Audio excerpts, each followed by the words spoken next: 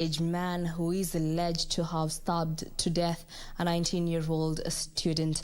Celestine Muthengei, a second-year student of the Mount Kenya University, was allegedly attacked and killed by the suspect in her hostel room. Celestine colleagues said the unknown assailant entered the room as they were having their supper and calmly asked for the deceased. The group said the suspect appeared calm and polite. It is then that Celestine, who was seated at the edge of one of the beds near the door charging her phone, stood and introduced herself, as she seemed not to recognize the man who had a cap and a mask on. Hatukuwa tuna expect ni mtu wako violent. Tulikuwa tunafikiria maybe classmate wake amekuja kuchukua notes or something like that. So at first that hatukuwa tunajua hata kumbe anamdunga. Tulikuwa tunafikiria yani tumeshangaa mbona watu wana fight. Tulikuwa tunafikiria na mslap ama sijui anamfanyia nini. While trying to get acquainted, the suspect is alleged to have drawn a knife from his coat pocket and started stabbing her.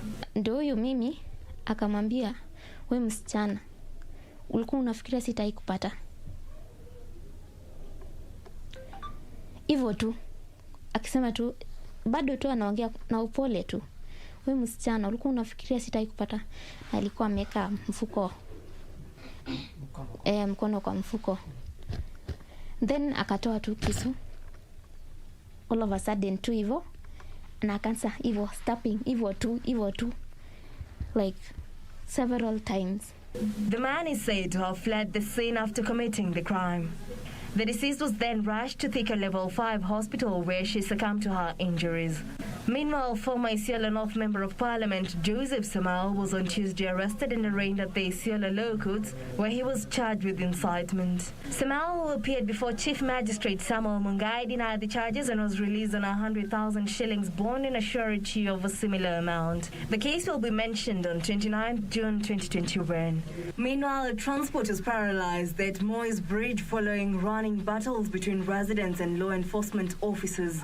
Locals were up in arms over the alleged murder of a 13-year-old girl who went missing on Friday. Kenya Broadcasting Corporation correspondent Joseph Nyongesa was attacked and injured in the melee.